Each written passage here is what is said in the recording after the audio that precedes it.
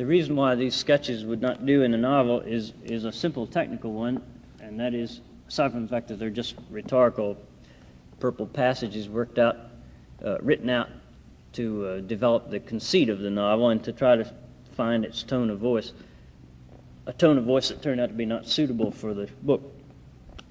I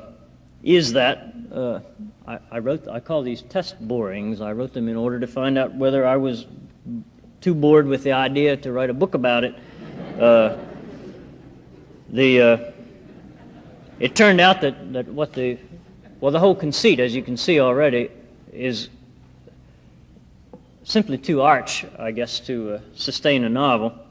But I thought it important to work out what you might call the ground metaphor of the book. One of the things it taught me was that it required a hero and not a pedant to narrate the story of the university.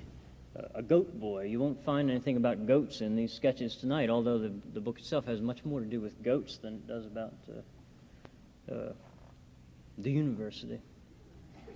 This is the third and last of the sketches, and it's written from the same pedant's eye view of what will turn out to be Giles the Goat Boy's soul mother, his alma mater, but this is simply a pedant's eye view and not a hero's view. I needed a man with the Aristotelian virtue of megalopsychia, and this chap who's narrating the sketches is simply megalocephalic, I guess, or megalomanic, but not megalopsychic. You needed a great spirited man. This man only has a sharp eye. This is the last of the sketches. Every athlete is an athlete, hence the lure of varsity games. But in all studentdom, where is the student? There is no discipline anymore. Rules we have aplenty, but no one minds them. System in abundance, but no order. Time was in the great days of West Campus, one durst not fall asleep in the classroom, lest he be polled by the sergeant at arms. Quizzes were severely proctored, the very word struck terror. Attendance was compulsory. The penalty for disagreeing with one's professors was to be caned on the library terrace or to have one's eyeglasses smashed. The several colleges then were not distinguished by location alone, but by their whole attitude toward the nature of education in the finals. Professors caught lecturing outside their home quadrangle were liable to burning upon a pyre of their own textbooks. Student rivalry was intense. Time and again the ranks of divinity scholars sallied forth to reduce the East Campus. Quarter was not asked nor given in the 30 terms riot. Corruption, to be sure, was rifer then than now. It was also more open. The very esteem in which professorship was held drew to it the unscrupulous as well as the worthy. There were deans of colleges who could not read and write, department chairmen who never passed the finals and made no secret of their disbelief in the examiners. Professors became mere vendors of spurious answer books to the superstitious. The tutorial and office conference were thin pretexts for fornication. What went on at the teas and conventions will not bear repeating. There's a footnote here. Those sincerely interested in pedagogical history may consult either Swabo's Deaneries of the Middle Period or Wittenberger's tract Against the Tutors, both available in New Tammany Library vaults on a need-to-know basis. Small wonder the lecturer's authority deteriorated the situation and cried out for reform. One can only rejoice at the great tide of interest that then in extracurricular matters that then surged across the campus and which the dean's offices to their own detriment tried to stem. Soon the only bonfires were at pre-game rallies. Hotel administration majors intermarried with girls from the Division of Fine Arts. Juniors in mushroom management sang excerpts from the classical quarterly as they forked their dung. Already in the dramatic monographs of Quivero, one finds hints of the doctrine of examination without certification, or as he called it, passage without transcript. More significantly, the eclogues of Thibaudeau, his pupil, display no interest in the finals at all. The poet turns his back on commencement gate and the south exit alike and speaks yearningly of a fancied pre-college era when handsome morons chased ill-read nymphs down the malls of primeval elm forests.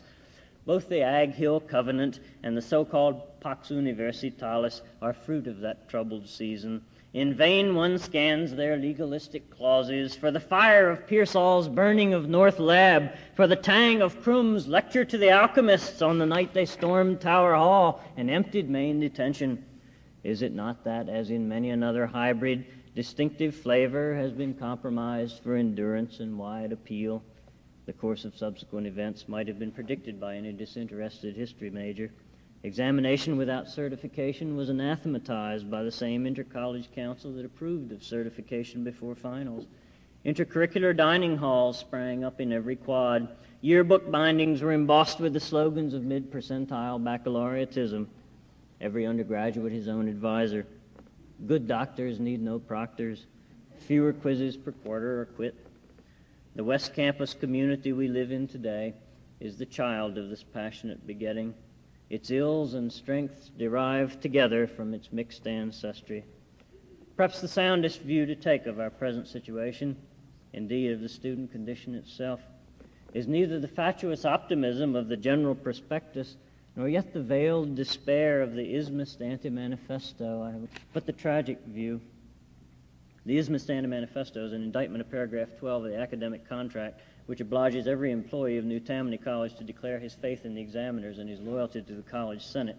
The Anti-Manifesto was printed and disseminated early last decade by a group of disaffected philosophy majors who somehow gained access to the thermofax room of the library. Ismism, as their collective positions have come to be called, is fashionable now in certain strata of the student body and has gained not a few adherents among the faculty as well. More an emotion than a philosophy, Ismism's main tenets are that all systematic explanations of the university are posterior constructions reducible to terms and categories existing in the mind of the theorist only, not in the university itself, that they are consequently invalid except as self-contained systems, that is, isms, but perfectly valid explanations of the hypothetical ismatic university, which is their actual subject. Thus far, saving the curious flavor of that last assertion, Ismism is little different from such respectable theories of the university as some others that were mentioned in an earlier footnote. But the Anti-Manifesto goes on to deny the possibility of piercing the ismatic screen to the non-conceptual Universität an sich, which, quote, like the shade of Aeneas' father, defies embrace, end of quote. There is a kind of reality one may lay hold of, however, the reality of the conceptual university, of the ism as ism, end of quote. Finals may be passed, if at all, only when the candidate achieves the ismistic, called by some beistic, vision. That is, when he understands that he himself, as knowable, is term in the hypothesis whereto he subscribes, not merely a concept, but truly a concept, with the special but authentic reality of a dream or shadow. Thus set forth, ismism seems reasonable enough.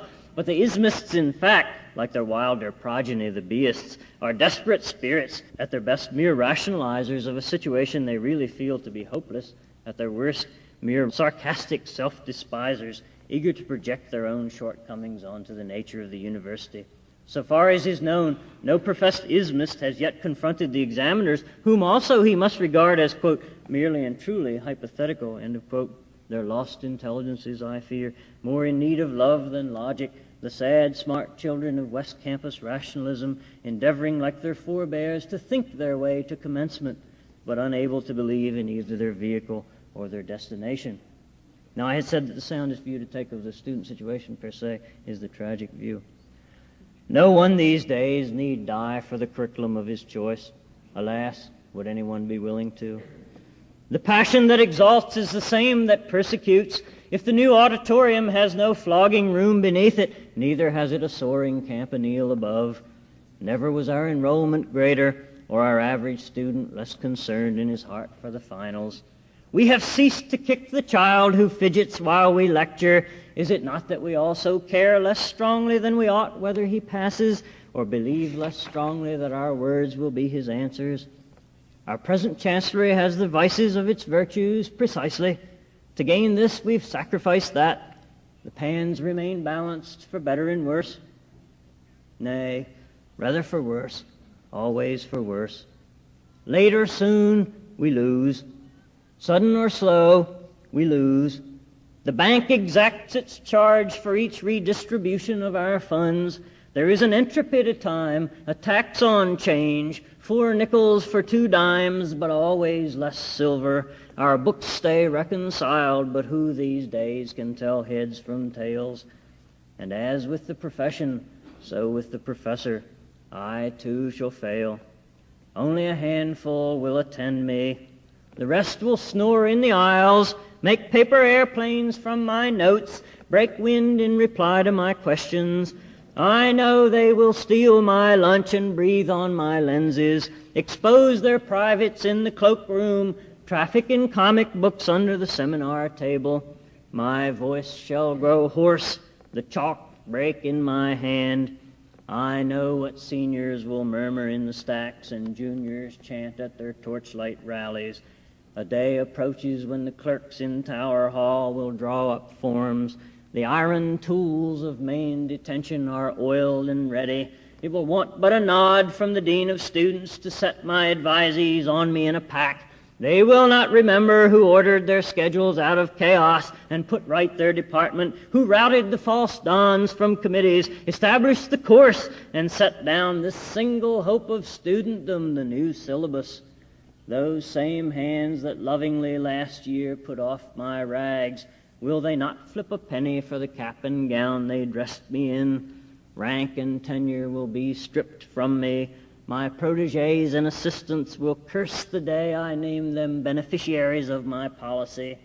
Naked, blind, dishonored, I shall be coasted on a rusty bicycle from the quad, past the farthest model silo, beyond the forestry camp and the weirs of the watershed researchers. I shall make my way in lowest gear to the first spring of the last freshet on the highest rise of Founder's Hill. There in a riven grove one oak stands in the rock. Its top is crowned with vine. Its taproot cleaves to the spring beneath. At that day's dusking, when lights come on in Faculty Row and my enemies raise their bourbon, I'll make a goblet of my hands and drink cocktails from that spring.